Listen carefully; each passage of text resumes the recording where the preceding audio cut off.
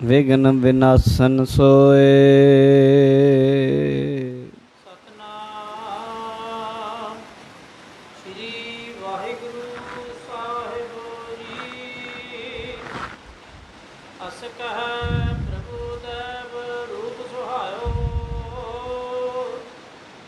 ज्ञान श्री गंग तरंग उठायो। नीके दिव्यो प्रकाश विशाला। जो मसाल ते जगे मसाला।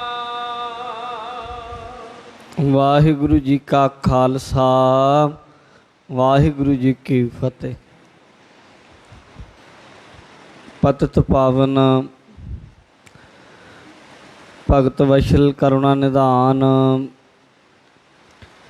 धन धन साहिब श्री गुरु ग्रंथ साहिब जी महाराज जी की पवित्र हजूरी अंदर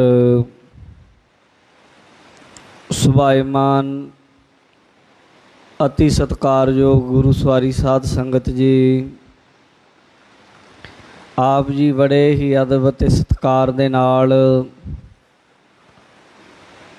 धन धन सतगुरु साहिब श्री गुरु नानक देव जी महाराज उन्हां दा महान पावन पवित्र इतिहास सरवण कर रहे हो। चल रही लड़ीवार कथा विच आप जी ने कल सरवण किया कि गुरु नानक देव महाराज जी ने तुर दरगाही रब्बी हुक्म के अनुसार भाई लैणा जी नूं अपनी थां गुरियाई ते बिठा के 3 परिक्रमा कीतियां। गुरियाई की पूरी मर्यादा करके गुरु नानक देव महाराज जी ने भाई लैणा जी अगे मत्था टेकिया अते वचन कीते कि भाई लैणा जी अज तो तुसी लैणा नहीं, अज तो तुसी गुरु अंगद प्रगट हो गए। तुहानूं मैं अपने अंग तो अपने आपे दे विचों प्रगट किया है। तुसी मेरा ही रूप हो, तुहाडे अते मेरे विच फर्क कोई नहीं है। इस तरह गुरु नानक देव जी ने भाई लैणे तो गुरु अंगद देव महाराज जी नूं बख्शिशां जो कीतियां। आओ अगे जो कुछ भी उस समय उस वक्त इतिहास विच होया, आओ उस इतिहास नूं जाणीए। हाजरियां लवाउंदे होए आखो जी सतनाम श्री वाहिगुरु साहिब जीओ। साहिब जी अस कह प्रभु देव रूप सुहायो। ये आप जी ने सुनिया। ये सारे वचन गुरु नानक देव जी ने भाई लैणा जी नूं आखे कि अज तो जो भी तुसी मूहों वचन कहोगे वो पूरा हो जाएगा। तुहाडे अते मेरे विच कोई फर्क नहीं है। जिमें एक मशाल तो दूसरी मशाल जग जाती है, फिर चानण घट नहीं रहिंदा, उहदा भी उन्ना ही चानण हुंदा है। तुहाडे अंदर अते मेरे अंदर विच कोई फर्क नहीं होवेगा। ज्ञान श्री गंग तरंग उठायो। महाराज ने आख्या जिमें गंगा ते गंगा चो उठण वाली लहर गंगा च समा जाती है ना, इदां ही भाई लैणा जी तुहाडे विच ते मेरे विच कोई फर्क नहीं है। सिर्फ कहण दा ही है कि ये गुरु नानक देव सन, ये भाई लैणा है या गुरु अंगद देव जी हैं। सिर्फ नामां दा ही फर्क होवेगा। आत्मिक तौर ते भाई लैणा जी तेरे अते मेरे विच कोई भेद फर्क नहीं होवेगा।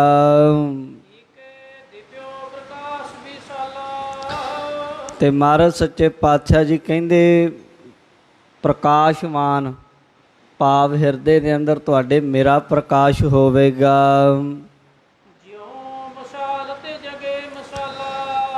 कहंदे जिवें एक मशाल तो दूसरी मशाल जला लई दी ना, अग बल जाती है।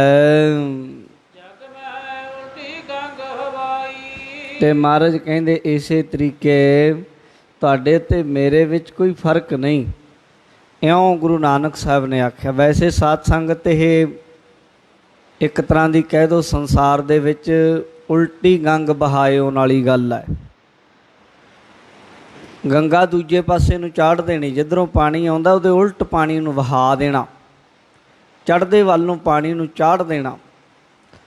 ਤੇ ਸਾਧ ਸੰਗਤ ਜੀ ਇਹ ਕੰਮ ਗੁਰੂ ਨਾਨਕ ਸਾਹਿਬ ਨੇ ਕੀਤਾ, ਭਾਵ ਆਪਣੇ ਸਿੱਖ ਨੂੰ ਗੁਰਿਆਈ ਦੇ ਕੇ ਉਹਦੇ ਚਰਨਾਂ 'ਤੇ ਮੱਥਾ ਟੇਕਣਾ, ਉਹਨੂੰ ਆਪਣਾ ਰੂਪ ਬਣਾਉਣਾ। ਇਹ ਦੁਨੀਆ ਦੇ ਵਿੱਚ ਇੱਕ ਅਦਭੁਤ ਬੜੀ ਅਨੋਖੀ ਮਿਸਾਲ ਹੈ। ਸਿੱਖ ਕੋ ਕਰ ਗੁਰ ਦੀ ਗੁਰਿਆਈ। ਸਿੱਖ ਨੂੰ ਗੁਰੂ ਬਣਾ ਦਿੱਤਾ, ਸਿੱਖ ਨੂੰ ਗੁਰੂ ਬਣਾ ਕੇ ਉਹਨੂੰ ਗੁਰਿਆਈ ਬਖਸ਼ਿਸ਼ ਕਰ ਦਿੱਤੀ। ਇਸ ਪ੍ਰਕਾਰ ਤਹ ਤਖਤ ਬਿਠਾਇਓ। ਇਸ ਤਰੀਕੇ ਸਾਧ ਸੰਗਤ ਜੀ ਗੁਰੂ ਸਾਹਿਬ ਨੇ, ਗੁਰੂ ਨਾਨਕ ਸਾਹਿਬ ਜੀ ਨੇ ਗੁਰੂ ਅੰਗਦ ਦੇਵ ਸਾਹਿਬ ਨੂੰ ਗੁਰਿਆਈ ਦੇ ਤਖਤ 'ਤੇ ਬਿਠਾ ਦਿੱਤਾ ਹੈ। ਸਭ ਸੋ ਬਚਨ ਅਲਾਇਓ। ਜਦੋਂ ਜਿਸ ਵਕਤ ਭਾਈ ਲਹਿਣੇ ਤੋਂ ਗੁਰੂ ਅੰਗਦ ਬਣ ਗਏ, ਗੁਰੂ ਪਦਵੀ ਦੇ ਉੱਤੇ ਸੁਭਾਇਮਾਨ ਹੋ ਗਏ, ਤੇ ਗੁਰੂ ਨਾਨਕ ਦੇਵ ਮਹਾਰਾਜ ਨੇ ਫਿਰ ਸਾਰਿਆਂ ਵੱਲ ਮੂੰਹ ਕਰਕੇ ਨਾ, ਜਿੰਨੇ ਸਿੱਖ ਬੈਠੇ ਸਨ, ਸੰਗਤ ਬੈਠੀ ਸੀ, ਪਰਿਵਾਰ ਦੇ ਜੀਅ ਬੈਠੇ ਸਨ, ਸਾਰਿਆਂ ਵੱਲ ਮੂੰਹ ਕਰਕੇ ਗੁਰੂ ਨਾਨਕ ਸਾਹਿਬ ਨੇ ਬਚਨ ਕੀਤਾ। ਕਹਿਣ ਲੱਗੇ, ਜੇ ਕੋ ਹੈ ਮੇਰੋ ਅਨੁਸਾਰੀ। ਕਹਿੰਦੇ ਭਾਈ ਸਿੱਖੋ ਧਿਆਨ ਨਾਲ ਸੁਣੋ ਮੇਰੀ ਗੱਲ। ਤੁਹਾਡੇ 'ਚੋਂ ਜਿੰਨੇ ਵੀ ਤੁਸੀਂ ਬੈਠੇ ਹੋ, ਤੁਹਾਡੇ 'ਚੋਂ ਜਿਹੜਾ ਵੀ ਕੋਈ ਮੇਰੇ ਹੁਕਮ ਦੇ ਅਨੁਸਾਰੀ ਹੈ, ਜਿਹੜਾ ਵੀ ਕੋਈ ਕਹਿੰਦਾ ਹੈ ਮੈਂ ਗੁਰੂ ਨਾਨਕ ਦੇਵ ਮਹਾਰਾਜ ਦਾ ਸਿੱਖ ਹਾਂ, ਨਮੋ ਕਰੇ ਪਦ ਪਰ ਸਿਰ ਧਾਰੀ। ਕਹਿੰਦੇ ਸਾਰੇ ਉੱਠੋ, ਉੱਠ ਕੇ ਭਾਈ ਲਹਿਣੇ ਨੂੰ ਮੱਥਾ ਟੇਕੋ। ਅੱਜ ਤੋਂ ਇਹ ਮੇਰੀ ਥਾਂ ਹੋਣਗੇ। ਬਾਬਾ ਸਰੂਪ ਕੋ ਜੈਸਾ ਜਾਣੈ। ਕਹਿੰਦੇ ਜਿਵੇਂ ਅੱਜ ਤੱਕ ਗੁਰੂ ਕੇ ਸਿੱਖੋ ਮੇਰੇ ਸਰੂਪ ਨੂੰ ਜਾਣਦੇ ਸੀ ਨਾ, ਜਿੱਦਾਂ ਮੈਂ ਆਉਂਦਾ ਸੀ ਉਸ ਤਰੀਕੇ ਸਤਿਕਾਰ ਕਰਦੇ ਸੀ, ਪਿਆਰ ਕਰਦੇ ਸੀ, ਇੱਜ਼ਤ ਕਰਦੇ ਸੀ, ਸ਼ਰਧਾ ਸੀ, ਬਚਨਾਂ 'ਤੇ ਭਰੋਸਾ ਸੀ, ਬਚਨਾਂ ਨੂੰ ਮੰਨਦੇ ਸੀ, ਆਗਿਆ ਦੇ ਵਿੱਚ ਢਿੱਲ ਨਹੀਂ ਸੀ ਆਉਣ ਦਿੰਦੇ। ਜਿਸ ਤਰੀਕੇ ਮੇਰੇ ਸਰੂਪ ਨੂੰ ਮੰਨਦੇ ਸੀ ਤੁਸੀਂ, ਇਸੀ ਪ੍ਰਕਾਰ ਇਸੈ ਮਨ ਮਾਨੈ। ਗੁਰੂ ਨਾਨਕ ਦੇਵ ਮਹਾਰਾਜ ਕਹਿੰਦੇ ਜਿਹੜਾ ਮੇਰਾ ਸਿੱਖ ਹੋਏਗਾ, ਅੱਜ ਤੋਂ ਇਹ ਗੁਰੂ ਅੰਗਦ ਹੋ ਗਏ, ਇਹਨਾਂ ਨੂੰ ਵੀ ਉਸੇ ਤਰ੍ਹਾਂ ਹੀ ਮੰਨੇਗਾ। ਮੇਰੇ ਅਤੇ ਗੁਰੂ ਅੰਗਦ ਸਾਹਿਬ ਵਿੱਚ ਰੰਚਕ ਮਾਤਰ ਵੀ ਭੇਦ ਨਹੀਂ ਹੈ। ਜਿਹੜਾ ਕੋਈ ਭੇਦ ਵਿਭੇਦ ਜਾਣੇਗਾ, ਉਹ ਮਾਨੋ ਕਿ ਸਿੱਖੀ ਨਹੀਂ ਉਹਦੇ ਅੰਦਰ ਹਿਰਦੇ 'ਚ ਟਿਕੀ। ਸੁਨ ਜਾਏ ਸਤਿਗੁਰ ਕੀ ਤਬਹੀ। ਗੁਰੂ ਜੀ ਨੇ ਜਦੋਂ ਆਖਿਆ ਕਿ ਮੇਰਾ ਰੂਪ ਮੰਨ ਕੇ ਇਹਨਾਂ ਨੂੰ ਮੱਥਾ ਟੇਕੋ, ਗੁਰੂ ਜੀ ਦੀ ਆਗਿਆ ਉਸ ਵੇਲੇ ਸਿੱਖ ਸੰਗਤ ਨੇ ਮੰਨ ਲਈ। ਬੁੱਢੇ ਤੇ ਆਦਿਕ ਸਿੱਖ ਸਭ ਹੀ। ਜਿਹੜੇ ਭਾਈ ਭਗੀਰਥ ਜੀ, ਭਾਈ ਸਾਧਾਰਨ ਜੀ, ਬਾਬਾ ਬੁੱਢਾ ਜੀ ਅਤੇ ਹੋਰ ਬੇਅੰਤ ਸਿੱਖ ਸਨ ਨਾ ਜੀ, ਇਹ ਸਾਰੇ ਦੇ ਸਾਰੇ ਰੁਖ ਵਿਲੋਕ ਕੈ ਦੋ ਕੰਨਨ ਕੰਦਨ। ਉਹਨਾਂ ਨੇ ਜਾਣਿਆ ਵੀ ਗੁਰੂ ਨਾਨਕ ਦੇਵ ਜੀ ਦਾ ਇਹੀ ਹੁਣ ਹੁਕਮ ਹੈ, ਇਹੀ ਆਗਿਆ ਹੈ, ਇਹੀ ਉਹਨਾਂ ਦੀ ਰਜਾ ਹੈ। ਗੁਰੂ ਕਿਆਂ ਸਿੱਖਾਂ ਨੇ ਗੁਰੂ ਨਾਨਕ ਦੇਵ ਮਹਾਰਾਜ ਦੀ ਆਗਿਆ ਮੰਨ ਕੇ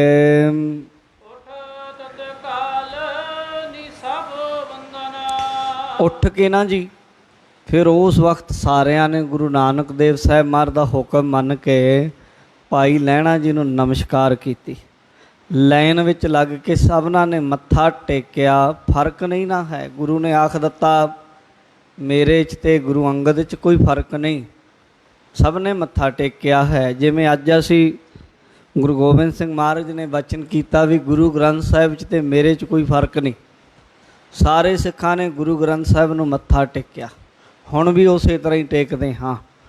ਇਹ ਗੁਰੂ ਆਪਣੀ ਕਲਾ, ਆਪਣੀ ਤਾਕਤ, ਆਪਣੀ ਸ਼ਕਤੀ ਜਿੱਥੇ ਟਿਕਾ ਦੇ, ਗੁਰੂ ਕੇ ਸਿੱਖ ਦਾ ਉੱਥੇ ਹੀ ਭਰੋਸਾ ਹੁੰਦਾ ਹੈ। ਉਸ ਵਕਤ ਸਾਰੇ ਸਿੱਖਾਂ ਨੇ ਮੱਥਾ ਟੇਕਿਆ ਵਾਰ-ਵਾਰ। ਪਰ ਜਿਹੜੇ ਬਾਬਾ ਸ਼੍ਰੀ ਚੰਦ ਜੀ ਅਤੇ ਲਖਮੀ ਦਾਸ ਸਨ, ਇਹ ਗੁਰੂ ਨਾਨਕ ਦੇਵ ਜੀ ਦੇ ਪੁੱਤਰ ਸਨ, ਇਹ ਵੀ ਜਵਾਨ ਹੋ ਚੁੱਕੇ ਸਨ। ਇਹਨਾਂ ਦੇ ਮਨ ਵਿੱਚ ਵੀ ਇਹ ਸੀ ਵੀ ਗੁਰਿਆਈ ਗੱਦੀ ਸਾਨੂੰ ਮਿਲਣੀ ਚਾਹੀਦੀ ਹੈ, ਸਾਡਾ ਪਰਿਵਾਰਕ ਹੱਕ ਹੈ, ਅਸੀਂ ਗੁਰੂ ਨਾਨਕ ਦੇਵ ਮਹਾਰਾਜ ਸੱਚੇ ਪਾਤਸ਼ਾਹ ਜੀ ਦੀ ਵੰਸ਼ ਵਿੱਚੋਂ ਹਾਂ, ਸਾਡਾ ਗੁਰੂ ਜੀ ਦੇ ਨਾਲ ਖੂਨ ਦਾ ਰਿਸ਼ਤਾ ਹੈ। ਪਰ ਗੁਰਿਆਈ ਕੋਈ ਰਿਸ਼ਤੇਦਾਰੀ ਕਰਕੇ ਜਾਂ ਕੋਈ ਆਖੇ ਕਿ ਮੈਂ ਇਸ ਗੱਲ ਦਾ ਹੱਕਦਾਰ ਹਾਂ, ਇੱਦਾਂ ਹੱਕ ਜਤਾਇਆ ਨਹੀਂ ਗੁਰੂ ਘਰੋਂ ਬਖਸ਼ਿਸ਼ ਹੁੰਦੀ। ਜੇ ਐਸੀ ਕੋਈ ਗੱਲ ਹੁੰਦੀ ਤੇ ਪ੍ਰਿਥੀ ਚੰਦ ਗੁਰੂ ਰਾਮਦਾਸ ਸਾਹਿਬ ਜੀ ਦਾ ਵੱਡਾ ਪੁੱਤਰ ਹੈ, ਉਹਨੇ ਆਖਿਆ ਵੀ ਮੈਂ ਵੱਡਾ, ਮੈਨੂੰ ਮਿਲਣੀ ਚਾਹੀਦੀ, ਉਹਨੂੰ ਮਿਲ ਜਾਂਦੀ। ਸ਼੍ਰੀ ਚੰਦ ਜੀ ਨੂੰ ਮਿਲ ਜਾਣੀ ਚਾਹੀਦੀ ਸੀ ਪਰ ਨਹੀਂ ਮਿਲੀ। ਇੱਥੇ ਤੇ ਪੁੱਤਰਾਂ ਨੂੰ ਛੱਡ ਕੇ ਗੁਰੂ ਨਾਨਕ ਦੇਵ ਮਹਾਰਾਜ ਨੇ ਗੁਰੂ ਅੰਗਦ ਦੇਵ ਜੀ ਨੂੰ, ਗੁਰੂ ਅੰਗਦ ਦੇਵ ਸਾਹਿਬ ਨੇ ਆਪਣੇ ਪੁੱਤਰਾਂ ਨੂੰ ਛੱਡ ਕੇ, ਭਾਈ ਦਾਤੂ ਜੀ, ਭਾਈ ਦਾਸੂ ਜੀ ਨੂੰ ਛੱਡ ਕੇ ਗੁਰੂ ਅਮਰਦਾਸ ਜੀ ਨੂੰ, ਗੁਰੂ ਅਮਰਦਾਸ ਜੀ ਨੇ ਆਪਣੇ ਪੁੱਤਰ ਬਾਬਾ ਮੋਹਨ ਜੀ ਮੋਹਰੀ ਨੂੰ ਛੱਡ ਕੇ ਆਪਣੇ ਸੇਵਕ, ਆਪਣੇ ਅਤੀ ਪਿਆਰੇ ਗੁਰੂ ਰਾਮਦਾਸ ਸਾਹਿਬ ਨੂੰ ਗੁਰਿਆਈ ਬਖਸ਼ਿਸ਼ ਕੀਤੀ। ਇਹ ਗੁਰੂ ਘਰ ਦਾ ਨਿਯਮ ਹੀ ਹੈ ਸਾਧ ਸੰਗਤ ਜੀਓ। ਬੈਠੇ ਰਹੇ ਮਨ ਭਰ ਸੋਈ। ਇਹ ਦੋਵੇਂ ਹੀ ਸ਼੍ਰੀ ਚੰਦ ਜੀ ਅਤੇ ਲਖਮੀ ਦਾਸ ਜੀ ਨੇ ਮਨ ਵਿੱਚ ਇਸ ਗੱਲ ਦਾ ਮਾਣ ਵੀ ਕੀਤਾ। ਉਹਨਾਂ ਨੂੰ ਇਸ ਗੱਲ ਦੀ ਥੋੜ੍ਹੀ ਜਿਹੀ ਅੰਦਰੋਂ ਰੰਜ ਵੀ ਹੈ ਇਸ ਗੱਲ 'ਤੇ ਕਿ ਸਾਨੂੰ ਗੁਰਿਆਈ ਮਿਲਣੀ ਚਾਹੀਦੀ ਹੈ।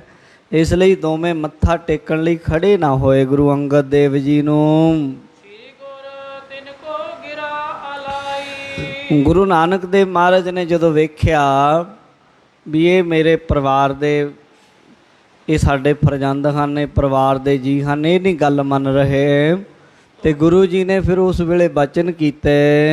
ਤੋਂਪੀ ਉਠ ਬੰਦੋ ਸਿਰ ਨਿਆਈ। ਗੁਰੂ ਨਾਨਕ ਦੇਵ ਮਹਾਰਾਜ ਨੇ ਆਖਿਆ ਭਾਈ ਸ਼੍ਰੀ ਚੰਦ ਜੀ ਨੂੰ, ਬਾਬਾ ਜੀ ਨੂੰ, ਔਰ ਆਪਣੇ ਛੋਟੇ ਸੁਪੁੱਤਰ ਲਖਮੀ ਦਾਸ ਜੀ ਨੂੰ ਆਖਿਆ, ਕਹਿੰਦੇ ਬੇਟਾ ਤੁਸੀਂ ਵੀ ਉੱਠੋ ਦੋਵੇਂ, ਇਹ ਭਾਰੀ ਪੁਰਖ ਹਨ, ਹੁਣ ਇਹਨਾਂ 'ਚ ਤੇ ਮੇਰੇ 'ਚ ਫਰਕ ਕੋਈ ਨਹੀਂ ਹੈ, ਉੱਠ ਕੇ ਇਹਨਾਂ ਨੂੰ ਤੁਸੀਂ ਮੱਥਾ ਟੇਕੋ, ਇਹਨਾਂ ਨੂੰ ਨਮਸਕਾਰ ਕਰੋ। ਕਹਿਤ ਭਏ ਇਹ ਦਾਸ ਤਿਹਾਰਾ। ਅੱਗੋਂ ਉਹਨਾਂ ਦੇ ਮਨ ਵਿੱਚ ਉਮਰ ਵੀ ਐਸੀ ਹੁੰਦੀ ਹੈ, ਕੋਈ ਬਹੁਤ ਵੱਡੇ ਨਹੀਂ ਸਨ ਉਮਰ ਕਰਕੇ ਵੀ, ਜਵਾਨੀ ਦੀ ਉਮਰ ਹੈ ਅਤੇ ਹਜੇ ਇੰਨੀ ਵੱਡੀ ਕਹਿ ਲਓ ਕਿ ਜ਼ਿੰਦਗੀ ਦੀ ਸਮਝ ਵੀ, ਅਨੁਭਵ ਵੀ ਹਜੇ ਬਹੁਤ ਵੱਡਾ ਹਾਸਲ ਨਹੀਂ ਹੋਇਆ, ਅਤੇ ਹਜੇ ਲਾਡਾਂ ਨਾਜਾਂ ਨਾਲ ਪਾਲੇ ਹਨ। ਗੁਰੂ ਨੂੰ ਗੁਰੂ ਨਹੀਂ, ਗੁਰੂ ਨੂੰ ਪਿਤਾ ਕਰਕੇ ਹੀ ਜਾਣਦੇ ਹਨ।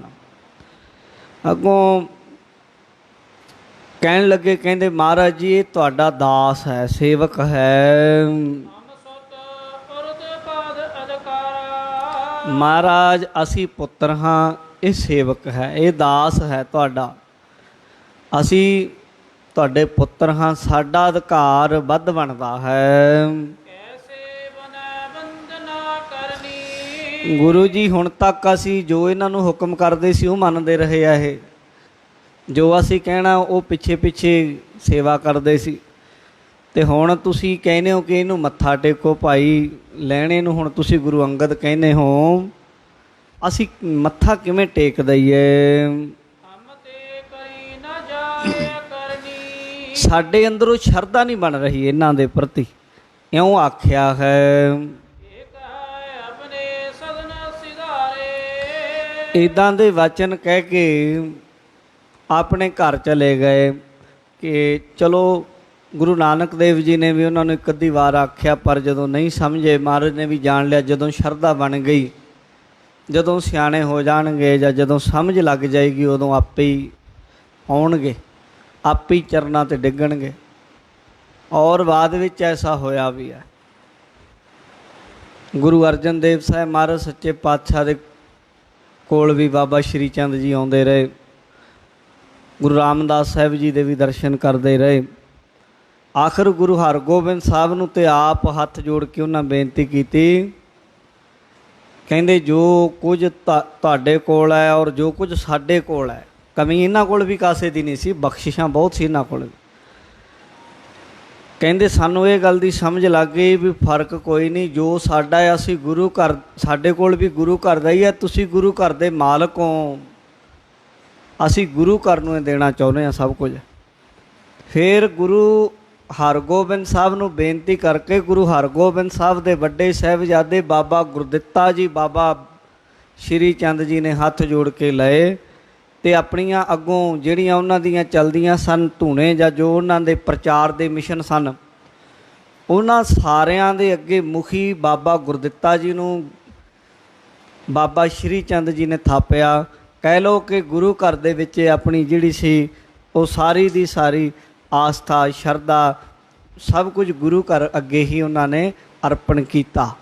ਪਰ ਬਹੁਤ ਲੰਮਾ ਸਮਾਂ ਉਹ ਕਹਿ ਲਓ ਕਿ ਇਸ ਗੱਲ ਵਿੱਚ ਰਹੇ, ਔਰ ਥੋੜ੍ਹਾ ਜਿਹਾ ਉਹਨਾਂ ਦਾ ਸੁਭਾਅ ਵੀ ਇਸ ਤਰ੍ਹਾਂ ਦਾ ਸੀ, ਫਕੀਰਾਂ ਜਿਹਾ ਵਾਲਾ, ਰਮਤਾ ਜਿਹਾ, ਆਪਣੀ ਮਸਤੀ ਜੀ ਵਿੱਚ ਰਹਿੰਦੇ ਸਨ।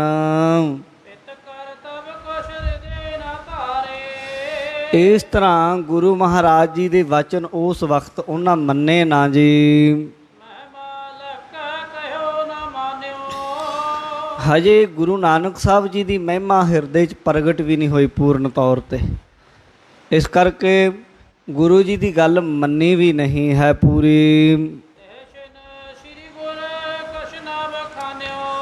ਗੁਰੂ ਨਾਨਕ ਦੇਵ ਮਹਾਰਾਜ ਜੀ ਨੇ ਵੀ ਕੋਈ ਬਹੁਤੀ ਸਖਤੀ ਨਾ ਕੀਤੀ, ਕੁਝ ਵੀ ਨਾ ਆਖਿਆ ਬਹੁਤਾ, ਵੀ ਚਲੋ ਬੱਚੇ ਹਨ, ਜਦੋਂ ਸਮਝ ਲੱਗੇਗੀ ਉਦੋਂ ਆਪੇ ਹੀ ਗੁਰੂ ਘਰ ਅੱਗੇ ਝੁਕ ਜਾਣਗੇ।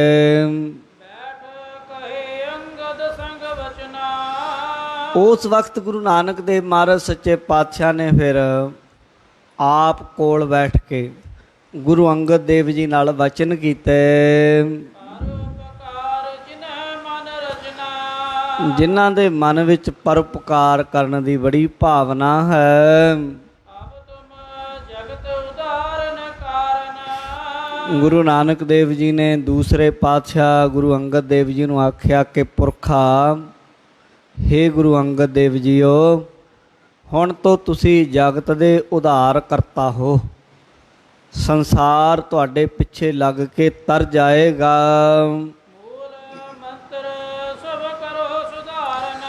ਗੁਰੂ ਨਾਨਕ ਦੇਵ ਮਹਾਰਾਜ ਨੇ ਆਖਿਆ ਕਿ ਤੁਸੀਂ ਹੁਣ ਮੂਲ ਮੰਤਰ ਦੇਣ ਦੇ ਅਧਿਕਾਰੀ ਹੋ, ਗੁਰਮੰਤਰ ਦੇਣ ਦੇ ਅਧਿਕਾਰੀ ਹੋ। ਅਸੀਂ ਸਾਧ ਸੰਗਤ, ਅਸੀਂ ਜਿੰਨੇ ਵੀ ਹਾਂ ਸਿੱਖ, ਮੂਲ ਮੰਤਰ ਜਪਦੇ ਹਾਂ, ਗੁਰਮੰਤਰ ਜਪਦੇ ਹਾਂ, ਪਰ ਅਸੀਂ ਅੱਗੇ ਦੇਣ ਦੇ ਅਧਿਕਾਰੀ ਨਹੀਂ। ਅੱਗੇ ਦੇਣ ਦਾ ਅਧਿਕਾਰ ਕੇਵਲ ਪੰਜ ਪਿਆਰਿਆਂ ਨੂੰ ਹੈ। ਜੋ ਕਲਾ ਵਰਤਣੀ ਹੈ, ਵੱਡੀ ਕਲਾ, ਉਹ ਮੂਲ ਮੰਤਰ ਗੁਰਮੰਤਰ ਦੀ, ਉਹ ਪੰਜ ਪਿਆਰਿਆਂ ਤੋਂ ਲੈ ਕੇ ਵਰਤਣੀ ਹੈ। ਇਸ ਕਰਕੇ ਇਸੇ ਤਰ੍ਹਾਂ ਹੀ ਮੂਲ ਮੰਤਰ ਗੁਰਮੰਤਰ ਤੇ ਸਾਰਿਆਂ ਨੂੰ ਇਹ ਆਉਂਦਾ ਸੀ, ਪ੍ਰਸਿੱਧ ਸੀ, ਪ੍ਰਗਟ ਸੀ। ਪਰ ਗੁਰੂ ਨਾਨਕ ਸਾਹਿਬ ਜਿਸ ਕਿਸੇ ਸਿੱਖ ਨੂੰ ਕਹਿੰਦੇ ਸਨ ਕਿ ਅੱਗੇ ਜਪੋ ਤੇ ਜਪਾਓ, ਉਹ ਗੁਰਮੁਖ ਫਿਰ ਅੱਗੇ ਜਪਦਾ ਸੀ, ਅੱਗੇ ਜਪਾਉਂਦਾ ਸੀ ਅਤੇ ਬਹੁਤਾ ਲਾਭ ਹੁੰਦਾ ਸੀ। ਇੱਦਾਂ ਹੀ ਗੁਰੂ ਅੰਗਦ ਦੇਵ ਜੀ ਨੂੰ ਆਖਿਆ ਕਿ ਮੂਲ ਮੰਤਰ ਅਤੇ ਗੁਰਮੰਤਰ ਸੰਗਤਾਂ ਵਿੱਚ ਵੰਡੋ, ਸੰਗਤਾਂ ਨੂੰ ਅੱਗੇ ਉਪਦੇਸ਼ ਕਰੋ, ਜਪੋ ਜਪਾਓ। ਮਹਾਰਾਜ ਕਹਿੰਦੇ ਜਿੰਨੀ ਵੀ ਸਾਡੀ ਬਾਣੀ ਹੈ ਗੁਣਾਂ ਦੇ ਖਜ਼ਾਨੇ, ਐ ਗੁਰੂ ਅੰਗਦ ਦੇਵ ਜੀਓ। ਗੁਰੂ ਨਾਨਕ ਦੇਵ ਮਹਾਰਾਜ ਨੇ ਆਪਣੀ ਸਾਰੀ ਬਾਣੀ ਗੁਰੂ ਅੰਗਦ ਦੇਵ ਸਾਹਿਬ ਨੂੰ ਦਿੱਤੀ।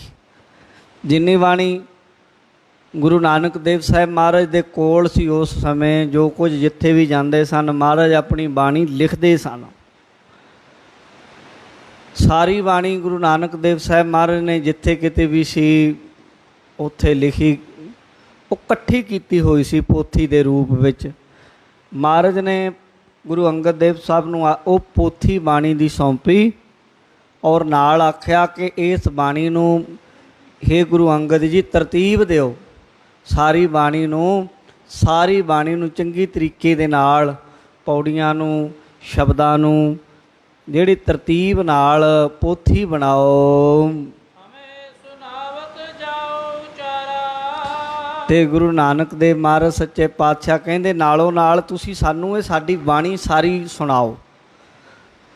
ਅੱਜ ਕਈ ਕਹਿੰਦੇ ਜੀ ਬਾਣੀ ਪੜ੍ਹਨ ਦਾ ਕੀ ਫਾਇਦਾ, ਕੀ ਲਾਭ ਹੈ।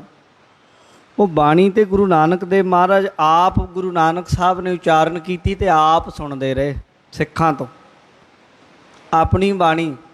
ਹਾਲਾਂਕਿ ਗੁਰੂ ਜੀ ਤੇ ਆਪਣੀ ਕਹਿੰਦੇ ਵੀ ਨਹੀਂ ਸਨ, ਜੈਸੀ ਮੈਂ ਆਵੈ ਖਸਮ ਕੀ ਬਾਣੀ ਤੈਸੜਾ ਕਰੀ ਗਿਆਨ ਵੇ ਲਾਲੋ, ਇਹ ਕਹਿੰਦੇ ਸਨ।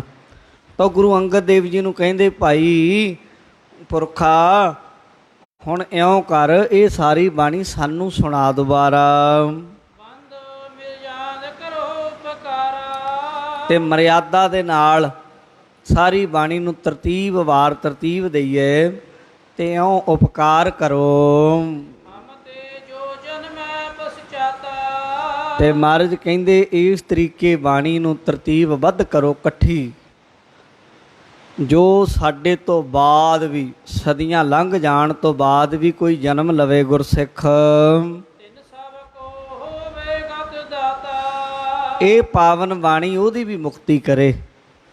ਤੁਸੀਂ ਦੇਖੋ ਜਦੋਂ ਉਹ ਜਿਹੜੀ ਗੁਰੂ ਗ੍ਰੰਥ ਸਾਹਿਬ ਮਹਾਰਾਜ ਦੀ ਸੰਪਾਦਨਾ ਗੁਰੂ ਅਰਜਨ ਦੇਵ ਸਾਹਿਬ ਮਹਾਰਾਜ ਨੇ ਕੀਤੀ ਹੈ ਅੰਮ੍ਰਿਤਸਰ ਸਾਹਿਬ ਦੀ ਧਰਤੀ ਦੇ ਉੱਤੇ, ਉਹ ਉਹਨਾਂ ਪੋਥੀਆਂ ਤੋਂ ਹੀ ਕੀਤੀ ਆ ਮਹਾਰਾਜ ਸਾਹਿਬ ਸੱਚੇ ਪਾਤਸ਼ਾਹ ਨੇ। ਜੋ ਹੀ ਪੋਥੀਆਂ ਗੁਰੂ ਨਾਨਕ ਸਾਹਿਬ ਤੋਂ ਗੁਰੂ ਅੰਗਦ ਦੇਵ ਸਾਹਿਬ ਤੱਕ ਗਈਆਂ, ਗੁਰੂ ਅੰਗਦ ਦੇਵ ਸਾਹਿਬ ਤੋਂ ਗੁਰੂ ਅਮਰਦਾਸ ਸਾਹਿਬ ਮਹਾਰਾਜ ਕੋਲ ਗਈਆਂ, ਗੁਰੂ ਅਮਰਦਾਸ ਸਾਹਿਬ ਜੀ ਦੇ ਪਰਿਵਾਰ ਬਾਬਾ ਮੋਹਨ ਜੀ ਬਾਬਾ ਮੋਰੀ ਜੀ ਆਪਣਾ ਉਹਨਾਂ ਦੇ ਕੋਲ ਰਹੀਆਂ, ਕਿਉਂਕਿ ਉਹ ਪੁੱਤਰ ਸਨ, ਉਹਨਾਂ ਦੇ ਕੋਲ ਰਹੀਆਂ। ਤੇ ਗੁਰੂ ਰਾਮਦਾਸ ਸਾਹਿਬ ਮਹਾਰਾਜ ਸੱਚੇ ਪਾਤਸ਼ਾਹ ਵੀ ਅਗਰ ਰਿਸ਼ਤੇ ਦੇ ਤੌਰ ਤੇ ਜਾਣੀਏ ਤੇ ਗੁਰੂ ਅਮਰਦਾਸ ਸਾਹਿਬ ਦੀ ਸੁਪੁੱਤਰੀ ਹੈ, ਮਾਤਾ ਭਾਨੀ ਜੀ ਉਹਦੇ ਪਤੀ ਹਨ। ਇਸ ਕਰਕੇ ਪਰਿਵਾਰਕ ਤੌਰ ਤੇ ਉਹਨਾਂ ਕੋਲ ਰਹੀਆਂ। ਫਿਰ ਗੁਰੂ ਅਰਜਨ ਦੇਵ ਜੀ ਨੇ ਉਹ ਪੋਥੀਆਂ ਲਿਆਂਦੀਆਂ। ਗੁਰੂ ਰਾਮਦਾਸ ਸਾਹਿਬ ਜੀ ਦੀ ਜਿੰਨੀ ਬਾਣੀ ਅਤੇ ਗੁਰੂ ਅਰਜਨ ਦੇਵ ਸਾਹਿਬ ਦੀ ਜਿੰਨੀ ਬਾਣੀ, ਉਹ ਸਾਰੀ ਗੁਰੂ ਅਰਜਨ ਦੇਵ ਜੀ ਕੋਲ ਆਪਣੇ ਕੋਲ ਹੈ। ਉਹ ਸਾਰੀਆਂ ਬਾਣੀਆਂ ਔਰ ਜਿੱਥੇ ਕਿਤੇ ਵੀ ਗੁਰੂ ਸਾਹਿਬ ਦੀ ਬਾਣੀ ਦਾ ਗੁਰੂ ਜੀ ਨੂੰ ਪਤਾ ਲੱਗਾ, ਉਹ ਸਾਰੀ ਬਾਣੀ ਗੁਰੂ ਅਰਜਨ ਦੇਵ ਸਾਹਿਬ ਨੇ ਇਕੱਠੀ ਕਰਾ ਕੇ ਦੁਬਾਰਾ ਫਿਰ ਤਰਤੀਬ ਬਣਾਈ। ਜਿਹੜੀ ਬਾਣੀ ਦੀ ਪਹਿਲਾਂ ਬਣੀ ਹੋਈ ਸੀ ਉਹਨੂੰ ਉਸੇ ਤਰ੍ਹਾਂ ਹੀ ਉਹ ਲਿਆਂਦਾ ਮਹਾਰਾਜ ਨੇ। ਜਿਹੜੀ ਕੋਈ ਤਰਤੀਬ ਦੇ ਵਿੱਚੋਂ ਵੱਧ ਗਈ ਉਹਨੂੰ ਫਿਰ ਵਾਰਾਂ ਤੇ ਵਧੀਕ ਵਿੱਚ ਪਾ ਦਿੱਤਾ। ਵਾਰਾਂ ਤੋਂ ਵਧੇ ਹੋਏ ਸ਼ਲੋਕ ਸਨ ਜਿਹੜੇ। ਇਸ ਤਰੀਕੇ ਗੁਰੂ ਅਰਜਨ ਦੇਵ ਸਾਹਿਬ ਨੇ ਉਸ ਰੂਪ ਮਾਰੇ ਗੁਰੂ ਗ੍ਰੰਥ ਸਾਹਿਬ ਸੱਚੇ ਪਾਤਸ਼ਾਹ ਜੀ ਦਾ ਬਾਣੀ ਦੀ ਰਚਨਾ ਕੀਤੀ।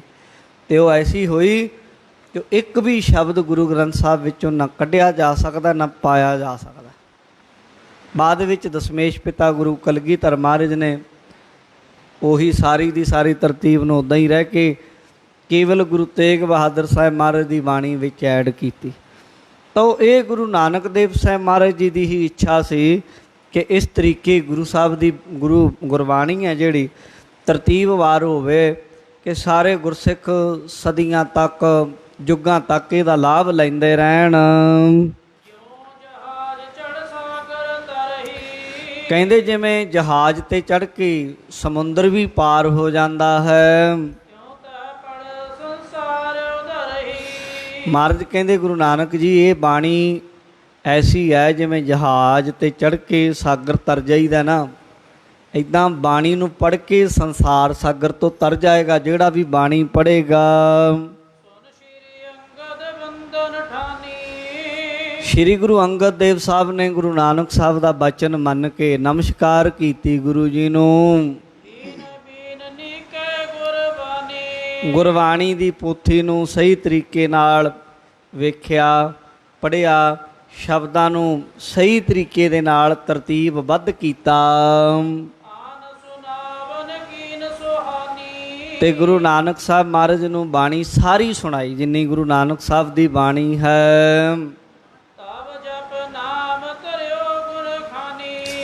ਉਸ ਵੇਲੇ ਫਿਰ ਗੁਰੂ ਨਾਨਕ ਦੇਵ ਸਾਹਿਬ ਦੀ ਜਿਹੜੀ ਪਹਿਲੀ ਬਾਣੀ ਮਹਾਰਾਜ ਨੇ ਉਚਾਰੀ ਔਰ ਸੁਣਾਈ ਉਹ ਬਾਣੀ ਜਪਜੀ ਸਾਹਿਬ ਹੈ। ਜਪਜੀ ਸਾਹਿਬ ਦੀ ਬਾਣੀ ਗੁਰੂ ਨਾਨਕ ਸਾਹਿਬ ਨੂੰ ਸਾਰੀ ਸੁਣਾਈ ਗੁਰੂ ਅੰਗਦ ਦੇਵ ਜੀ ਨੇ। ਫਿਰ ਗੁਰੂ ਨਾਨਕ ਸਾਹਿਬ ਜੀ ਨੇ ਜਦੋਂ ਗੁਰੂ ਅੰਗਦ ਦੇਵ ਸਾਹਿਬ ਨੇ ਸਾਰੀ ਜਪਜੀ ਸਾਹਿਬ ਦੀ ਬਾਣੀ ਗੁਰੂ ਨਾਨਕ ਦੇਵ ਨੂੰ ਸੁਣਾਈ, ਗੁਰੂ ਨਾਨਕ ਦੇਵ ਜੀ ਬਹੁਤ ਖੁਸ਼ ਹੋਏ ਤੇ ਗੁਰੂ ਨਾਨਕ ਦੇਵ ਮਹਾਰਾਜ ਨੇ ਆਖਿਆ ਹੀ ਜਪਜੀ ਸਾਹਿਬ ਬਾਣੀ ਹੈ ਭਾਈ ਪੁਰਖਾ, ਔਰ ਨਾਲ ਮਹਾਰਾਜ ਨੇ ਇਸ ਜਪਜੀ ਸਾਹਿਬ ਦੀ ਬਾਣੀ ਦੀ ਮਹਿਮਾ ਦੱਸੀ, ਇਹਦਾ ਫਲ ਦੱਸਿਆ, ਮਹਾਤਮ ਦੱਸਿਆ ਕਿ ਬਾਣੀ ਕੈਸੀ ਮਹਾਨ ਬਾਣੀ ਹੈ। ਜੋ ਨਰ ਹੈ ਵ ਸਿੱਖੀ ਅਵਲਾਖੀ। ਕਹਿੰਦੇ ਭਾਈ ਗੁਰੂ ਅੰਗਦ ਦੇਵ ਜੀ ਨੂੰ ਆਖਣ ਲੱਗੇ, ਗੁਰਸਿੱਖਾ, ਜਿਹੜਾ ਵੀ ਕੋਈ ਬੰਦਾ, ਜਿਹੜਾ ਵੀ ਕੋਈ ਗੁਰਸਿੱਖ ਸਿੱਖੀ ਦਾ ਇੱਛੁਕ ਹੈ, ਸਿੱਖੀ ਦਾ ਵਲਾਖੀ ਹੈ, ਜਿਹੜਾ ਸਿੱਖੀ ਚਾਹੁੰਦਾ ਹੈ, ਨਿਸਮਹਿ ਉਠੇ ਸੇ ਕਰੇ ਇਸ਼ਨਾਨਾ। ਕਹਿੰਦੇ ਉਹ ਅੰਮ੍ਰਿਤ ਵੇਲੇ ਉੱਠ ਕੇ ਇਸ਼ਨਾਨ ਕਰੇ। ਜਪ ਪੜ੍ਹੈ ਇਕ ਚਿਤ ਸਵਧਾਨਾ। ਕਹਿੰਦੇ ਫਿਰ ਉੱਠ ਕੇ ਇਸ਼ਨਾਨ ਪਾਣੀ ਕਰਕੇ ਜਪਜੀ ਸਾਹਿਬ ਦੀ ਬਾਣੀ ਪੜ੍ਹੇ, ਸਾਵਧਾਨ ਹੋ ਕੇ, ਇੱਕ ਚਿੱਤ ਹੋ ਕੇ, ਇਕਾਗਰਤਾ ਦੇ ਨਾਲ ਧਿਆਨ ਦੇ ਕੇ ਜਪਜੀ ਦੀ ਬਾਣੀ ਪੜ੍ਹੇ ਆਤ ਵਿਚਾਰ ਕਰੇ ਔਰ ਮਾਹੀ। ਤੇ ਨਾਲੋਂ ਨਾਲ ਗੁਰਬਾਣੀ ਦੇ ਅਰਥਾਂ ਵਿੱਚ ਧਿਆਨ ਰੱਖੇ। ਫਿਰ ਮਨ ਭਟਕਦਾ ਨਹੀਂ, ਗੁਰਬਾਣੀ ਨੂੰ ਪੜ੍ਹੀ ਚੱਲੇ, ਨਾਲੋਂ ਨਾਲ ਬਾਣੀ ਦੇ ਅਰਥ ਜਿੰਨੇ ਕੁ ਸਮਝ ਲੱਗਦੇ ਉਹਨਾਂ ਵਿੱਚ ਵੀ ਧਿਆਨ ਰੱਖੇ। ਮੁਕਤ ਹੋਏ ਸੋ ਸੰਸੇ ਨਾਹੀ। ਗੁਰੂ ਨਾਨਕ ਦੇਵ ਮਹਾਰਾਜ ਕਹਿੰਦੇ ਜੇ ਕੋਈ ਬੰਦਾ ਕੇਵਲ ਜਪਜੀ ਦਾ ਹੀ ਅਭਿਆਸ ਕਰ ਲਏ ਤੇ ਰੋਜ਼ ਕਰੇ ਤੇ ਮਹਾਰਾਜ ਕਹਿੰਦੇ ਮੁਕਤ ਹੋ ਜਾਏਗਾ। ਭਰਮ ਨਾ ਕਰਿਓ, ਸੰਸਾ ਕੋਈ ਨਹੀਂ, ਬੋਲੋ ਸਤਨਾਮ ਸ਼੍ਰੀ ਵਾਹਿਗੁਰੂ। ਕਹਿੰਦੇ ਮੁਕਤ ਹੋਏ ਸੋ ਸੰਸਾ ਨਾਹੀ। ਜਿਹੜਾ ਕੋਈ ਗੁਰਸਿੱਖ ਰੋਜ਼ ਜਪਜੀ ਸਾਹਿਬ ਪੜ੍ਹੇਗਾ, ਇਸ਼ਨਾਨ ਪਾਣੀ ਕਰਕੇ ਨੇਮ ਨਾਲ, ਇਕਾਗਰਤਾ ਦੇ ਨਾਲ, ਮਹਾਰਾਜ ਕਹਿੰਦੇ ਮੁਕਤ ਹੋ ਜਾਏਗਾ। ਭਾਈ ਸ਼ੰਕਾ ਨਾ ਕਰੋ ਇਸ ਵਿੱਚ। ਜਪਜੀ ਸੇਵਨ ਪ੍ਰੀਤ ਸੋ ਜਾਹੀ। ਤੇ ਮਹਾਰਾਜ ਕਹਿੰਦੇ ਜਿਹੜੇ ਬੰਦੇ ਜਪਜੀ ਸੇਵਨ ਪ੍ਰੀਤ ਸੋ ਜਾਹੀ, ਜਪਜੀ ਦਾ ਪਾਠ ਕਰਨ ਵਿੱਚ ਜਪਜੀ ਦਾ ਨੇਮ ਬਣਾ ਲਵੇ ਨਾ, ਜਿਸ ਗੁਰਸਿੱਖ ਨੂੰ ਜਪਜੀ ਸਾਹਿਬ ਦੀ ਬਾਣੀ ਨਾਲ ਪਿਆਰ ਬਣ ਗਿਆ, ਮਮ ਸਮੀਪ ਪ੍ਰਾਪਤ ਹੋਏ ਤਾਹੀ। ਗੁਰੂ ਨਾਨਕ ਦੇਵ ਮਹਾਰਾਜ ਕਹਿੰਦੇ ਉਹ ਮੇਰੇ ਨੇੜੇ ਹੋਏਗਾ। ਅੱਜ ਵੀ ਕੋਈ ਵੇਖ ਲਓ, ਇਹ ਗੱਲ ਕੋਈ ਇਉਂ ਨਾ ਸਮਝੋ ਵੀ ਇਹ ਬਚਨ ਮਹਾਰਾਜ ਦੇ ਕੋਈ ਐਵੇਂ ਉਦੋਂ ਕਹੇ ਸੀ ਤੇ ਹੁਣ ਨਹੀਂ ਹੋਣਗੇ ਨਾ।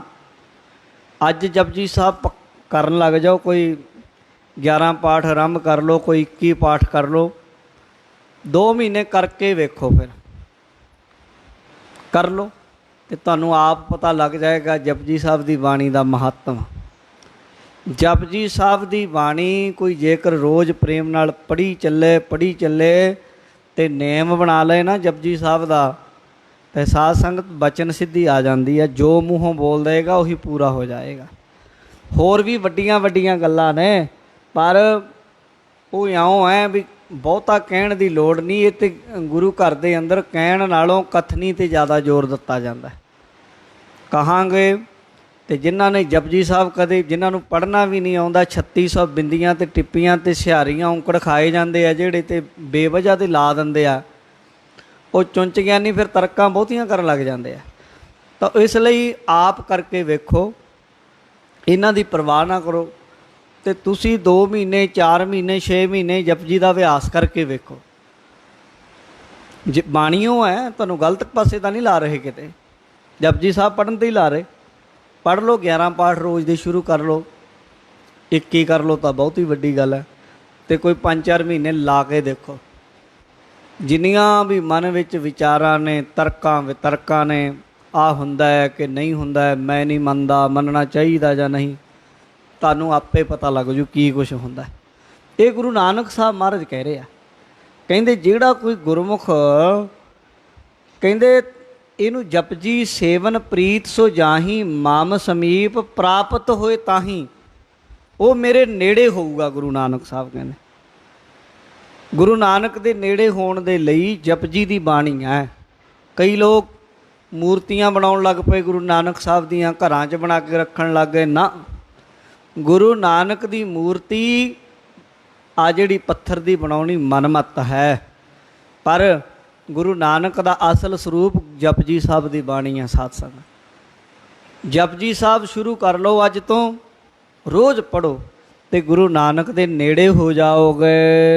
ਧਰੇ ਕਾਮ ਨਾ ਪੜ੍ਹੈ ਇਕ ਮਨ। ਇੱਕ ਹੋਰ ਸੁਣ ਲਓ ਅੱਗੇ, ਗੁਰੂ ਨਾਨਕ ਸਾਹਿਬ ਕਹਿੰਦੇ ਭਾਈ ਗੁਰਸਿੱਖੋ ਅਤੇ ਗੁਰੂ ਅੰਗਦ ਦੇਵ ਸਾਹਿਬ ਨੂੰ ਕਹਿੰਦੇ, ਭਾਈ ਪੁਰਖਾ, ਜਿਹੜਾ ਵੀ ਕੋਈ ਇੱਕ ਮਨ ਹੋ ਕੇ ਜਪਜੀ ਸਾਹਿਬ ਨੂੰ ਪੜ੍ਹੇਗਾ ਤੇ ਮਨ ਵਿੱਚ ਕਾਮਨਾ ਰੱਖ ਕੇ ਵੀ ਪੜ੍ਹ ਲਏ, ਨਿਸ਼ਕਾਮ ਪੜ੍ਹੇ ਤੇ ਵੱਡੀ ਗੱਲ ਹੈ, ਪਰ ਜੇ ਕਿਸੇ ਕਾਮਨਾ ਨੂੰ ਰੱਖ ਕੇ ਮੇਰਾ ਆਹ ਕੰਮ ਪੂਰਾ ਹੋ ਜਾਏ, ਜਪਜੀ ਪੜ੍ਹਨ ਲੱਗ ਜਾਏ, ਉਹੇ ਸੰਪੂਰਨ ਤਹਿ ਕੀ ਤਤਸ਼ਨਾ। ਮਹਾਰਾਜ ਕਹਿੰਦੇ ਜਪਜੀ ਸਾਹਿਬ ਦੀ ਬਾਣੀ ਦੇ ਨਾਲ ਉਹ ਕਾਮਨਾ ਵੀ ਪੂਰੀ ਹੋ ਜਾਏਗੀ। ਜਿਹੜੀ ਮਰਜ਼ੀ ਇੱਛਾ ਰੱਖ ਕੇ ਤੁਸੀਂ ਪਾਠ ਕਰ ਲਓ ਜਪਜੀ ਸਾਹਿਬ ਦਾ, ਗੁਰੂ ਨਾਨਕ ਸਾਹਿਬ ਕਹਿੰਦੇ ਪੂਰੀ ਹੋਏਗੀ। ਯੰਤਰ ਮੰਤਰ ਪੁਨ ਤੰਤਰ ਮਹਾਨਾ। ਆ ਕਈ ਬੰਦੇ ਸਾਧ ਸੰਗਤ ਕਰਨਾ ਤੇ ਕੁਛ ਹੈ ਨਹੀਂ, ਆਪ ਵੀ ਕੁਛ ਨਹੀਂ ਕਰਦੇ, ਤੇ ਕਈ ਵਾਰ ਫਿਰ ਸਾਨੂੰ ਵੀ ਪ੍ਰਭਾਵਿਤ ਕਰਨ ਦਾ ਯਤਨ ਕਰਨਗੇ। ਫਲਾਣਾ ਬਾਬਾ ਜੀ, ਫਲਾਣਾ ਸੰਤ ਜੀ, ਫਲਾਣਾ ਤਾਂਤਰਿਕ ਜੀ, ਫਲਾਂ ਮੌਲਵੀ ਜੀ, ਉਹ 'ਚ ਬੜੀ ਤਾਕਤ ਹੈ। ਕਈ ਵਾਰੀ ਸੁਣਨੀਆਂ ਪੈਂਦੀਆਂ, ਕਈ ਬੰਦੇ ਹੁੰਦੇ ਇੱਦਾਂ, ਪਰ ਪਤਾ ਹੁੰਦਾ ਹੈ ਵੀ ਇਹਨਾਂ ਨੂੰ ਆਪਣੇ, ਕਹਿ ਲਓ ਆਪਣੇ ਘਰ ਦੀ ਖਬਰ ਨਹੀਂ ਹੈ। ਗੁਰੂ ਨਾਨਕ ਸਾਹਿਬ ਕਹਿੰਦੇ ਜਿਹੜਾ ਬੰਦਾ ਜਪਜੀ ਸਾਹਿਬ ਪੜ੍ਹਦਾ ਹੈ ਨਾ ਉਹ 'ਤੇ ਕੋਈ ਜੰਤਰ, ਨਾ ਮੰਤਰ, ਨਾ ਤੰਤਰ, ਕੋਈ ਅਸਰ ਨਹੀਂ ਕਰ ਸਕਦਾ। ਬੋਲੋ ਸਤਨਾਮ ਸ਼੍ਰੀ ਵਾਹਿਗੁਰੂ। ਮੰਤਰ ਹੁੰਦਾ ਕਿਸੇ 'ਤੇ ਪੜ੍ਹ ਕੇ ਸਾਧ ਸੰਗਤ ਜੀ ਕਰ ਦੇਣਾ, ਜੰਤਰ ਹੁੰਦਾ ਸਾਧ ਸੰਗਤ ਜੀ ਜਿਹੜਾ ਉਹਨੂੰ ਲਿਖ ਕੇ ਨਾ ਜੰਤਰ ਨੂੰ ਕਿਸੇ ਦੇ ਨਾਲ ਬੰਨ੍ਹ ਦੇਣਾ, ਤੇ ਤੰਤਰ ਹੁੰਦਾ ਬਣਾ ਕੇ ਕੋਈ ਚੀਜ਼ ਉਹਨੂੰ ਖਵਾ ਦੇਣੀ। ਇਹ ਫਰਕ ਹੁੰਦਾ। ਜੰਤਰ ਮੰਤਰ ਤੰਤਰ ਇਹ ਤਿੰਨੇ ਚੱਲਦੇ ਆ। ਮਹਾਰਾਜ ਕਹਿੰਦੇ ਵੱਡੇ ਤੋਂ ਵੱਡਾ, ਭੈੜੇ ਤੋਂ ਭੈੜਾ ਕੋਈ ਜੰਤਰੀ, ਮੰਤਰੀ, ਤੰਤਰੀ, ਜਾਂਤਰਿਕ, ਮਾਂਤਰਿਕ, ਤਾਂਤਰਿਕ ਕੋਈ ਮਰਜ਼ੀ ਹੋਵੇ। ਭੂਤ ਜੇ ਪ੍ਰੇਤ ਦੈਤ ਬਲਵਾਨਾ।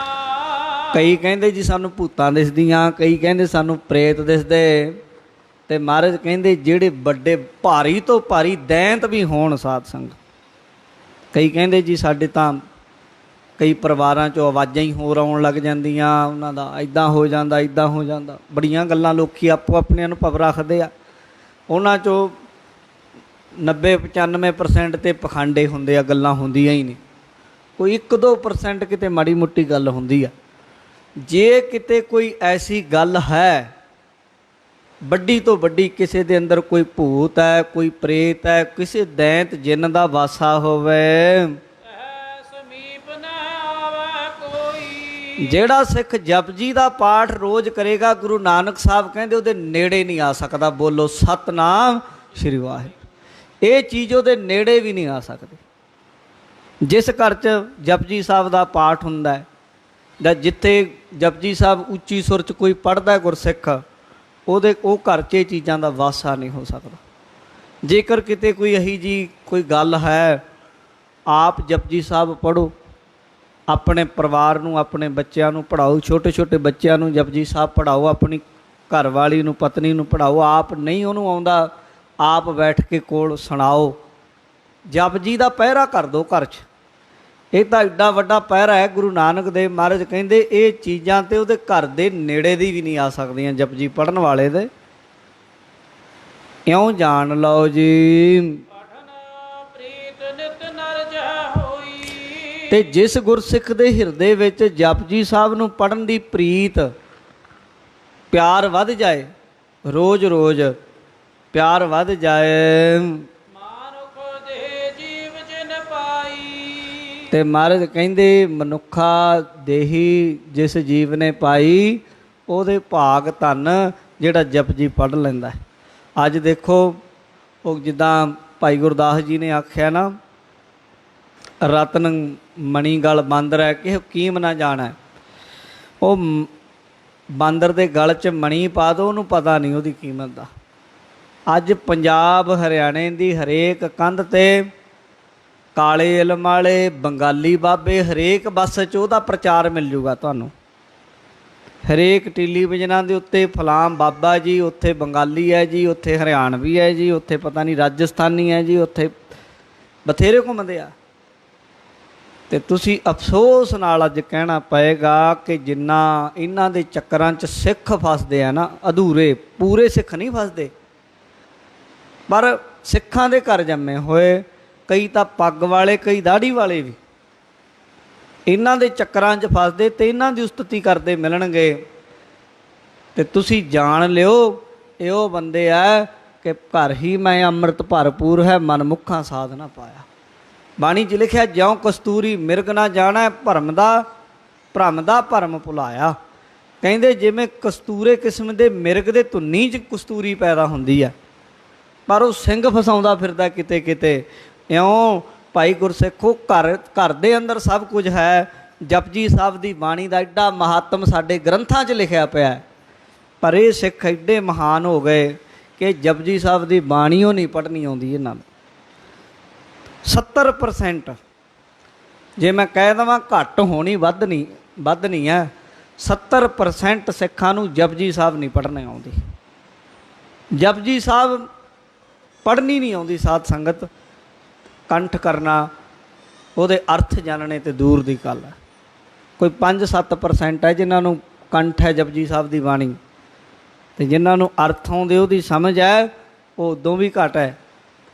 ਤੇ ਜਿਹੜੀ ਐਡੀ ਵੱਡੀ ਸਾਡਾ ਧੁਰਾ ਹੋਵੇ, ਗੁਰੂ ਗ੍ਰੰਥ ਸਾਹਿਬ ਦੇ ਅੰਦਰ ਸਭ ਤੋਂ ਪਹਿਲੀ ਬਾਣੀ ਹੋਵੇ, ਜਿਹਦਾ ਐਡਾ ਵੱਡਾ ਮਹਾਤਮ ਗੁਰੂ ਨਾਨਕ ਸਾਹਿਬ ਨੇ ਦੱਸਿਆ ਹੋਵੇ, ਇਹ ਬਾਣੀ ਤੇ ਅਸੀਂ ਕੁੱਲ ਦੁਨੀਆ ਨੂੰ ਯਾਦ ਕਰਾ ਦਈਏ, ਲੱਗੇ ਰਹੀਏ। ਪਰ ਨਹੀਂ ਸਾਧ ਸੰਗਤ, ਅਸੀਂ ਆਪਣੇ ਗੁਰੂ ਮਹਾਰਾਜ ਦੇ ਇਤਿਹਾਸ ਤੋਂ ਦੂਰ ਜਾ ਰਹੇ ਹਾਂ।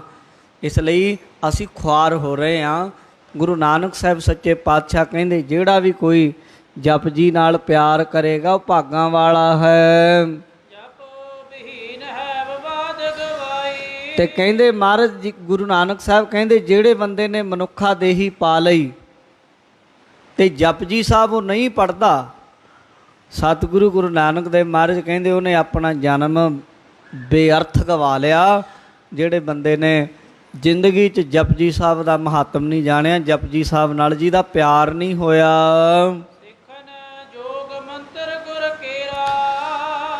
ਗੁਰੂ ਜੀ ਕਹਿੰਦੇ ਸਿੱਖਾਂ ਦੇ ਵਿੱਚ ਸਭ ਤੋਂ ਵੱਡਾ ਯੋਗ ਮੰਤਰ ਇਹੀ ਹੈ, ਜਪਜੀ ਸਾਹਿਬ ਦੀ ਬਾਣੀ।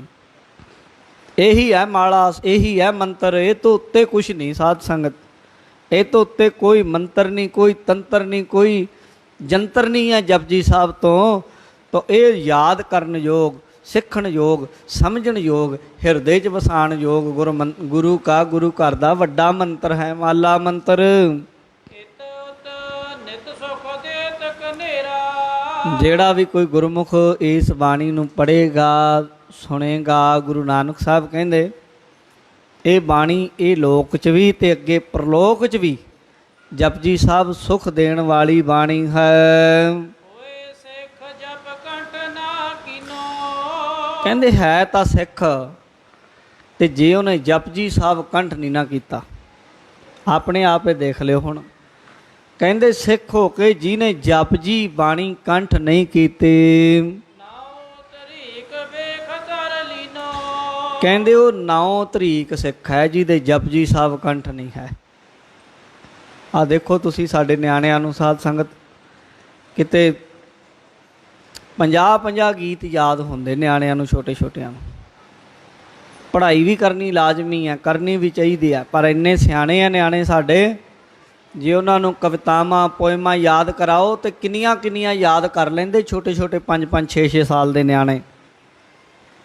ਪਰ ਜੇ ਉਹ ਜਪਜੀ ਸਾਹਿਬ ਉਹ ਯਾਦ ਨਹੀਂ ਕਰਦੇ, ਉਹਨਾਂ ਦੇ ਕੰਠ ਨਹੀਂ ਹੋਇਆ, ਉਹ ਬੱਚਿਆਂ ਦੀ ਕਮੀ ਨਹੀਂ, ਉਹ ਸਾਡੀ ਆਪਣੀ ਮਾਪਿਆਂ ਦੀ ਕਮੀ ਹੈ, ਕਿਉਂਕਿ ਅਸੀਂ ਖੁਦ ਵੀ ਬਾਣੀ ਜਪਜੀ ਸਾਹਿਬ ਕੰਠ ਨਹੀਂ ਕੀਤੀ।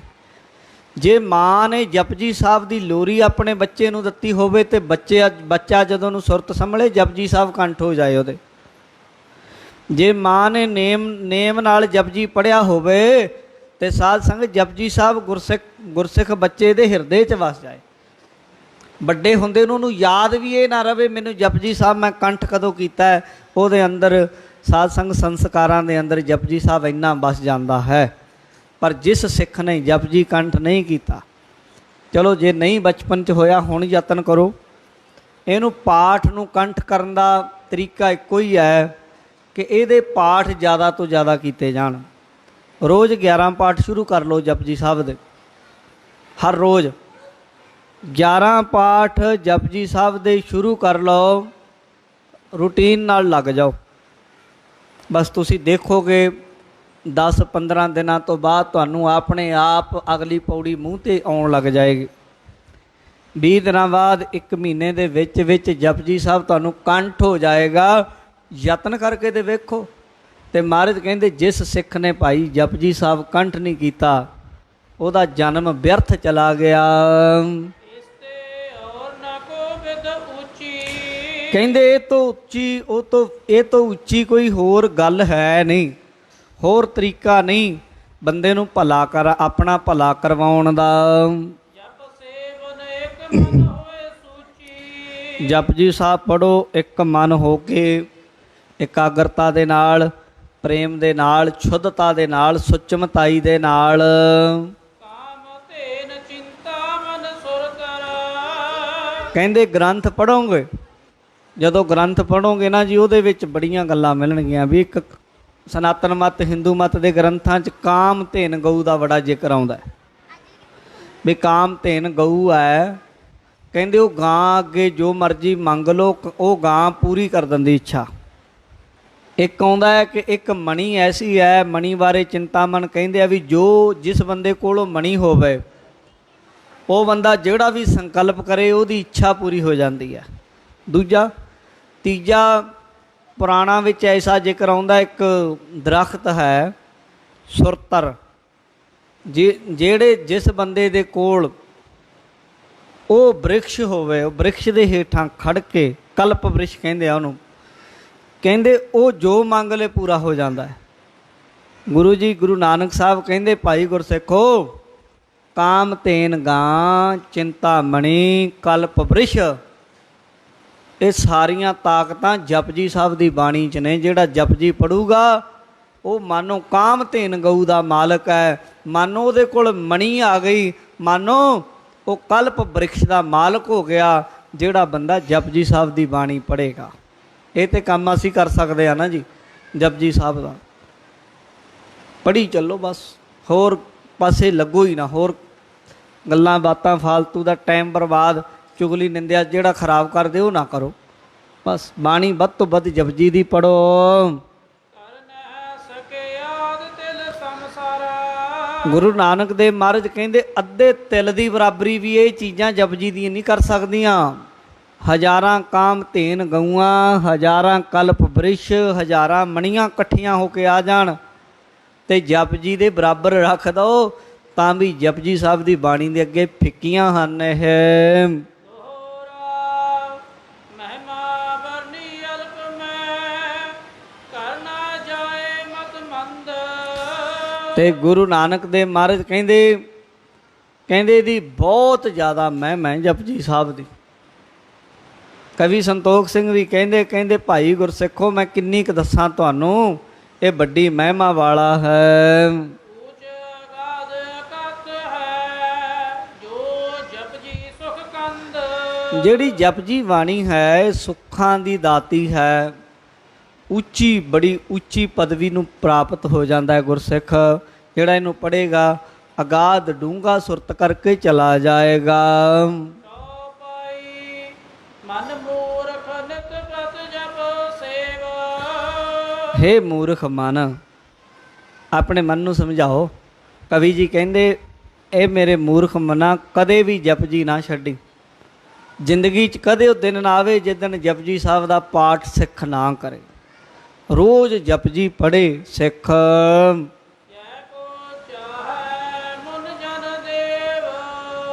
ਮਹਾਰਾਜ ਕਹਿੰਦੇ ਇਹ ਜਪਜੀ ਸਾਹਿਬ ਦੀ ਬਾਣੀ ਨੂੰ ਤਾਂ ਦੇਵਤੇ ਮੁਨੀ, ਰਿਸ਼ੀ ਮੁਨੀ ਵੀ ਪੜ੍ਹਦੇ ਆ, ਇਹਦੀ ਚਾਹਨਾ ਚਾਹੁੰਦੇ। ਜਾਂ ਜਿਹੜੀ ਅਵਸਥਾ ਰਿਸ਼ੀ ਮੁਨੀ ਜਨ ਮੰਗਦੇ ਨਾ ਉਹ ਅਵਸਥਾ ਜਪਜੀ ਪੜ੍ਹਨ ਵਾਲੇ ਸਿੱਖ ਦੀ ਬਣ ਜਾਂਦੀ। ਤੁਰਦਿਆਂ ਫਿਰਦਿਆਂ ਪੜ੍ਹ ਲਓ, ਜੇ ਟਾਈਮ ਨਹੀਂ ਲੱਗਦਾ, ਕਈ ਵਾਰ ਕਿੰਨਾ ਕੁ ਸਮਾਂ ਲੱਗਦਾ। ਜੇ ਤਾਂ ਤੁਹਾਡਾ ਰੋਜ਼ ਦਾ ਨੇਮ ਹੈ ਪੱਕਾ, ਮਤਲਬ ਰੂਟੀਨ, ਕੰਠ ਹੋ ਗਈ ਜਪਜੀ ਸਾਹਿਬ ਦੀ ਬਾਣੀ, ਤੇ ਤੁਸੀਂ 7 ਮਿੰਟਾਂ 'ਚ ਪੜ੍ਹ ਲਓਗੇ, ਮਤਲਬ ਉਹ ਵੀ ਸਹਿਜ ਨਾਲ।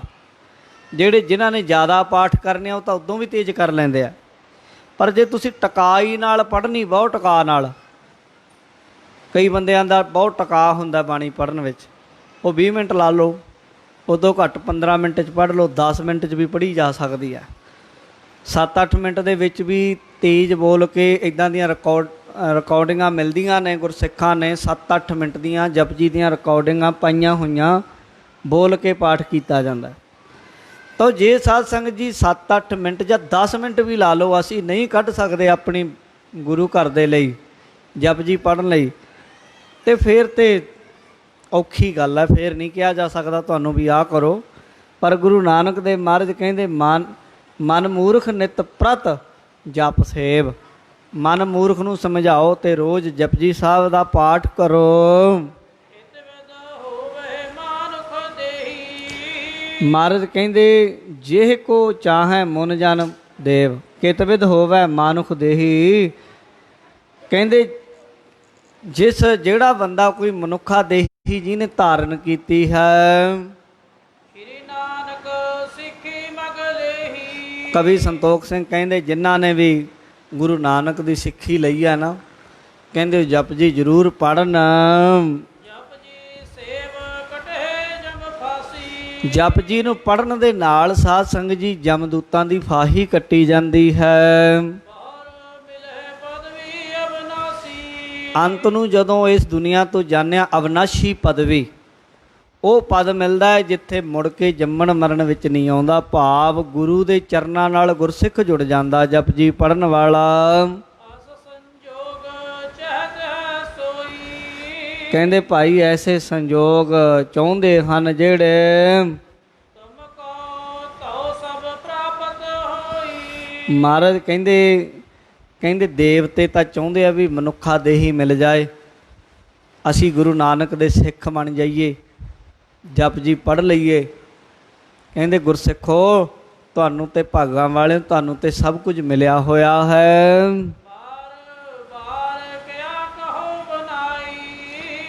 ਕਹਿੰਦੇ ਹੁਣ ਬਾਰ-ਬਾਰ ਇੱਕ ਗੱਲ ਨੂੰ ਬਾਰ-ਬਾਰ ਕਹੀ ਜਾਣਾ ਵੀ ਠੀਕ ਨਹੀਂ ਹੁੰਦਾ। ਬਾਰ-ਬਾਰ ਕਹਿਣਾ ਇਹ ਵੀ ਚੰਗੀ ਗੱਲ ਨਹੀਂ। ਇੱਕੋ ਵਾਰ ਸਿਆਣੇ ਨੂੰ ਕਹਿਣਾ ਬਸ ਥੋੜ੍ਹਾ ਜਿਹਾ ਇਸ਼ਾਰਾ ਹੀ ਕਾਫੀ ਹੁੰਦਾ ਹੈ। ਮਹਾਰਾਜ ਕਹਿੰਦੇ ਜਦੋਂ ਅੰਤ ਸਮਾਂ ਹੁੰਦਾ ਹੈ, ਜੇ ਗੁਰਸਿੱਖੋ ਬਾਣੀ ਨਾ ਪੜ੍ਹੀ ਹੋਵੇ, ਜਪਜੀ ਪੱਲੇ ਨਾ ਹੋਵੇ, ਗੁਰੂ ਨਾਨਕ ਸਾਹਿਬ ਮਹਾਰਾਜ ਦੇ ਚਰਨਾਂ ਨਾਲ ਗੁਰਸਿੱਖ ਨਾ ਜੁੜਿਆ ਹੋਵੇ, ਤੇ ਮਨੁੱਖਾ ਦੇਹੀ ਪਾ ਕੇ ਵੀ ਅੰਤ ਨੂੰ ਜਦੋਂ ਮਰਦਾ ਹੈ ਨਾ ਤੇ ਹੱਥ ਮਲਦਾ ਹੈ, ਪਛਤਾਵਾ ਕਰਦਾ ਹੈ। ਫਿਰ ਬੰਦਾ ਪਛਤਾਉਂਦਾ ਬੜਾ ਹੈ, ਮੈਂ ਆਪਣਾ ਐਡਾ ਸੁੰਦਰ ਸੋਹਣਾ ਜਨਮ ਵਿਅਰਥ ਕਿਉਂ ਗਵਾ ਲਿਆ। ਦੇਖੋ ਕਿੱਡੀ ਵੱਡੀ ਗੱਲ ਹੈ। ਪਹਿਲੀ ਗੱਲ ਤੇ ਦੇਖੋ ਮਨੁੱਖਾ ਜਨਮ ਤੁਹਾਨੂੰ ਮਿਲਿਆ। ਮਨੁੱਖਾ ਜਨਮ ਕਿੱਡੀ ਵੱਡੀ ਬਖਸ਼ਿਸ਼ ਹੈ। ਜਿੰਨੀਆਂ ਵੀ ਜੁਨੀਆਂ ਛੋਟੀਆਂ ਵੱਡੀਆਂ ਮੰਨੀਆਂ, ਸਭ ਤੋਂ ਉੱਤਮ ਹੈ ਇਹ ਜਿਹਦੇ ਵਿੱਚ ਮਨੁੱਖ ਕਰਮ ਕਰਕੇ ਆਪਣਾ ਭਲਾ ਕਰ ਸਕਦਾ ਹੈ। ਸਭ ਤੋਂ ਵੱਡੀ ਗੱਲ ਮਨੁੱਖਾ ਜਨਮ ਮਿਲ ਗਿਆ। ਉਸ ਤੋਂ ਹੋਰ ਵੱਡੀ ਗੱਲ ਗੁਰਸਿੱਖੀ, ਤੁਹਾਨੂੰ ਗੁਰਸਿੱਖਾਂ ਦੇ ਘਰ ਜਨਮ ਹੋ ਗਿਆ, ਗੁਰਸਿੱਖਾਂ ਵਾਲਾ ਤੁਹਾਡਾ ਰਹਿਣ ਸਹਿਣ ਹੋ ਗਿਆ। ਤੀਜਾ ਕਲਯੁਗ ਦਾ ਸਮਾਂ ਹੈ ਜਿਹਦੇ ਵਿੱਚ ਥੋੜ੍ਹੀ ਮਿਹਨਤ ਕੀਤਿਆਂ ਬਹੁਤਾ ਫਲ ਮਿਲਦਾ। ਫਿਰ ਹੋਰ ਕੀ ਭਾਲਦੇ ਹੋ ਤੁਸੀਂ ਜੇ ਹੁਣ ਵੀ ਪਿੱਛੇ ਰਹਿ ਜਾਓ। ਕਲਯੁਗ ਦੇ ਵਿੱਚ ਥੋੜ੍ਹਾ ਜਾਪ ਤਪ, ਥੋੜ੍ਹੀ ਸੇਵਾ ਕਰਕੇ ਹੀ ਬਹੁਤੀ ਖੁਸ਼ੀ ਮਿਲ ਜਾਂਦੀ ਹੈ। ਜਿਹੜਾ ਸਾਧ ਸੰਗਤ ਮਨੁੱਖਾ ਜਨਮ ਧਾਰਨ ਕਰਕੇ ਗੁਰੂ ਨਾਨਕ ਦੇ ਸਿੱਖਾਂ ਦੇ ਘਰ ਜਨਮ ਲੈ ਕੇ ਕਲਯੁਗ ਦੇ ਸਮੇਂ ਵਿੱਚ ਜਿਹੜਾ ਐਸੇ ਸਮੇਂ 'ਚ ਵੀ ਚੁੱਕ ਜਾਏ, ਖਾਲੀ ਰਹਿ ਜਾਵੇ, ਕਹਿੰਦੇ ਉੱਤੇ ਇਹ ਗੱਲ ਹੋ ਗਈ ਚੜ੍ਹਿਆ ਹੋਇਆ ਸੁਮੇਰ ਪਰਬਤ ਤੇ ਸੁਮੇਰ ਪਰਬਤ 'ਤੇ ਚੜ੍ਹਿਆ ਹੋਇਆ ਬੰਦਾ ਇੱਕਦਮ ਪਤਾਲ 'ਚ ਡਿੱਗ ਜਾਏ, ਨਰਕਾਂ 'ਚ ਡਿੱਗਣ ਵਾਲੀ ਗੱਲ ਹੈ। ਇੰਨਾ ਕੁਝ ਪਾ ਕੇ ਵੀ ਜੇ ਕੁਛ ਹਾਸਲ ਨਾ ਕੀਤਾ, ਸਵਰਗ 'ਤੇ ਚੜ੍ਹਨ ਵਾਲਾ ਬੰਦਾ ਮੰਨੋ ਕਿ ਉਹ ਖੂਹ 'ਚ ਡਿੱਗ ਗਿਆ ਹੈ, ਪਤਾਲ 'ਚ ਡਿੱਗ ਗਿਆ ਹੈ। ਜਪਜੀ ਸਾਹਿਬ ਨੂੰ ਕੰਠ ਕਰੋ ਤੇ ਰੋਜ਼ ਪੜ੍ਹੋ, ਹਰ ਰੋਜ਼ ਜ਼ਿਆਦਾ ਤੋਂ ਜ਼ਿਆਦਾ ਬਾਣੀ ਇਹਦਾ ਜਾਪ ਕਰੋ। ਗੁਰੂ ਨਾਨਕ ਦੇਵ ਮਹਾਰਾਜ ਕਹਿੰਦੇ ਜਨਮਾਂ ਜਨਮਾਂ ਦੇ ਪਾਪ ਕੱਟਣ ਦੀ ਤਾਕਤ ਹੈ ਜਪਜੀ ਦੀ ਬਾਣੀ ਵਿੱਚ। ਸਨੈ ਸਨੈ ਮਨ ਨਿਰਮਲ ਹੋਏ। ਕਹਿੰਦੇ ਇੱਕਦਮ ਨਹੀਂ, ਹੌਲੀ ਹੌਲੀ ਰੋਜ਼ ਰੋਜ਼ ਰੋਜ਼ ਰੋਜ਼ ਪੜੋ, ਮਨ ਵੀ ਟਿਕਣ ਲੱਗ ਜਾਏਗਾ, ਸ਼ੁੱਧ ਵੀ ਹੋਣ ਲੱਗ ਜਾਏਗਾ, ਅਵਸਥਾ ਵੀ ਉੱਚੀ ਹੋ ਜਾਏਗੀ, ਸਾਰੀਆਂ ਖੇਡਾਂ ਬਣਨ ਲੱਗ ਜਾਣਗੀਆਂ ਹੌਲੀ ਹੌਲੀ। ਪਹਿਲੇ ਦਿਨ ਨਹੀਂ ਪਹਾੜ ਤੇ ਚੜ੍ਹਿਆ ਜਾਂਦਾ, ਹੌਲੀ ਹੌਲੀ ਮਿਹਨਤ ਕਰੀ ਚੱਲੋ ਤੇ ਆਖਰ ਗੁਰਬਾਣੀ ਪੜ੍ਹਦਿਆਂ ਜਪਜੀ ਪੜ੍ਹਦਿਆਂ ਉੱਚੀ ਅਵਸਥਾ ਬਣਦੀ, ਗੁਰੂ ਨਾਨਕ ਦੀ ਨੇੜਤਾ ਮਿਲਦੀ ਹੈ। ਗਤ ਪਾਵਹਿ ਭਵ ਬੰਧਨ ਖੋਏ। ਕਹਿੰਦੇ ਮੁਕਤੀ ਮਿਲ ਜਾਏਗੀ, ਸੰਸਾਰ ਦੇ ਬੰਧਨ ਕੱਟੇ ਜਾਣਗੇ ਭਾਈ ਗੁਰਸਿੱਖੋ। ਸ਼ਬਦ ਅਭਿਆਸ ਕਿਉ ਨਰ ਜਾਹੀ। ਜਿਸ ਗੁਰਸਿੱਖ ਨੇ ਵੀ ਗੁਰਬਾਣੀ ਦਾ ਸ਼ਬਦ ਦਾ ਅਭਿਆਸ ਕਰ ਲਿਆ, ਰਹਿਓ ਨਾ ਕਰੋ ਕਿਤ ਕਛ ਤਾਹੀ। ਇਸ ਅਧਿਆਏ ਦੀ ਆਖਰੀ ਪੰਕਤੀ 52ਵੇਂ ਦੀ ਵਿੱਚ ਕਹਿੰਦੇ ਜਿਸ ਨੇ ਜਪਜੀ ਦੇ ਸ਼ਬਦ ਦਾ ਅਭਿਆਸ ਕਰ ਲਿਆ, ਬਾਣੀ ਨਾਲ ਜੁੜ ਗਿਆ, ਕਹਿੰਦੇ ਪਿੱਛੇ ਕਰਨਾ ਕੁਛ ਨਹੀਂ ਰਹਿ ਗਿਆ, ਸਮਝੋ ਉਹਨੇ ਸਾਰੇ ਹੀ ਕੰਮ ਕਰ ਲਏ, ਉਹਦਾ ਕੋਈ ਵੀ ਐਸਾ ਕੰਮ ਨਹੀਂ ਜਿਹੜਾ ਉਹਨੇ ਹਜੇ ਪਿੱਛੇ ਕਰਨਾ ਹੈ। ਜਿਹਨੇ ਬਾਣੀ ਪੜ੍ਹ ਲਈ, ਗੁਰੂ ਦੇ ਮੰਤਰ ਦਾ ਅਭਿਆਸ ਕਰ ਲਿਆ, ਸਮਝੋ ਉਹਨੇ ਜਪ, ਉਹਨੇ ਤਪ, ਉਹਨੇ ਪੂਜਾ, ਉਹਨੇ ਅਰਚਨਾ, ਉਹਨੇ ਜਗ, ਉਹਨੇ ਯੋਗ, ਉਹਨੇ ਪੁੰਨ, ਦਾਨ, ਤੀਰਥ ਸੇਵਾ ਸਭ ਕੁਝ ਕਰ ਲਈ। ਜਿਹਨੇ ਭਾਈ ਬਾਣੀ ਨਾਲ ਪਿਆਰ ਪਾ ਲਿਆ, ਉਹਦੇ ਲੋਕ ਸੁਖੀਏ ਪਰਲੋਕ ਸੁਹੇਲੇ ਹੋ ਜਾਣਗੇ। ਇਹ ਗੁਰੂ ਨਾਨਕ ਸਾਹਿਬ ਮਹਾਰਾਜ ਸੱਚੇ ਪਾਤਸ਼ਾਹ ਨੇ ਜਪਜੀ ਸਾਹਿਬ ਦਾ ਮਹੱਤਮ ਗੁਰੂ ਅੰਗਦ ਦੇਵ ਸਾਹਿਬ ਅਤੇ ਜਿੰਨੇ ਸਿੱਖ ਬੈਠੇ ਸਨ ਉਹਨਾਂ ਨੂੰ ਦੱਸਿਆ ਹੈ। ਸੋ ਅੱਜ ਆਪ ਜੀ ਗੁਰੂ ਕਲਗੀਧਰ ਮਹਾਰਾਜ ਜੀ ਦੇ ਅਤੀ ਬਖਸ਼ਿਸ਼ਾਂ ਭਰੇ ਅਸਥਾਨ ਗੁਰਦੁਆਰਾ ਸ੍ਰੀ ਨਾਢਾ ਸਾਹਿਬ ਵਿਖੇ, ਜਿੱਥੇ ਆ ਕੇ ਜਿਹੜੀ ਮਰਜ਼ੀ ਅਰਦਾਸ ਕਰੋ, ਨੇਮ ਨਾਲ ਆਓ, ਬਾਣੀ ਪੜ੍ਹੋ। ਵੱਡੇ ਵੱਡੇ ਗੁਰਸਿੱਖ ਭਾਗਾਂ ਵਾਲੇ ਮਿਲਦੇ, ਜਿਹੜੇ ਆਪ ਦੱਸਦੇ ਸਾਨੂੰ ਇੱਥੋਂ ਆ ਸਭ ਕੁਝ ਮਿਲਿਆ। ਐਸੇ ਸਥਾਨ 'ਤੇ ਆਏ ਹਾਂ ਅਤੇ ਇੱਥੇ ਬਹਿ ਕੇ ਪਰਨ ਕਰਕੇ ਜਾਈਏ ਕਿ ਅੱਜ ਤੋਂ ਜਪਜੀ ਸਾਹਿਬ ਪੜ੍ਹਿਆ ਕਰਾਂਗੇ, ਰੋਜ਼ ਆਪ ਜਪਜੀ ਸਾਹਿਬ ਕੰਠ ਕਰਾਂਗੇ, ਆਪਣੇ ਬੱਚਿਆਂ ਨੂੰ ਜਪਜੀ ਨਾਲ ਜੋੜਾਂਗੇ। ਅਤੇ ਜਪਜੀ ਨਾਲ ਅੱਜ ਤੋਂ ਜੁੜ ਜਾਓ, ਅਤੇ ਉਹ ਵੀ ਦਿਨ ਦੂਰ ਨਹੀਂ ਸਾਧ ਸੰਗਤ, ਜਿੱਦਣ ਤੁਹਾਡੇ ਲੋਕ ਪਰਲੋਕ ਦੇ ਵਿੱਚ ਗੁਰੂ ਨਾਨਕ ਸਹਾਇਤਾ ਕਰੇਗਾ, ਜਿੱਦਣ ਗੁਰੂ ਨਾਨਕ ਤੁਹਾਡੇ ਹਰ ਕਾਰਜ ਦੇ ਵਿੱਚ ਖੜੇਗਾ, ਜਿਸ ਦਿਨ ਤੁਹਾਡੀ ਸਾਧ ਸੰਗਤ ਉੱਚੀ ਆਤਮਿਕ ਅਵਸਥਾ ਹੋਏਗੀ, ਇਹ ਜਪਜੀ ਨਾਲ ਹੋਏਗਾ ਸਭ ਕੁਝ। ਸੋ ਆਪ ਪੜ੍ਹੋ, ਹੋਰਨਾਂ ਨੂੰ ਜਪਜੀ ਨਾਲ ਜੋੜੋ। ਸੋ ਇੱਥੇ ਹੀ ਸਮੇਂ ਦੀ ਸਮਾਪਤੀ, ਹੋਈਆਂ ਭੁੱਲਾਂ ਦੀ ਖਿਮਾ। ਸਮੂਹ ਸੰਗਤ ਦਾ ਧੰਨਵਾਦ। ਹੇ ਅਚੁੱਤ ਹੈ ਪਾ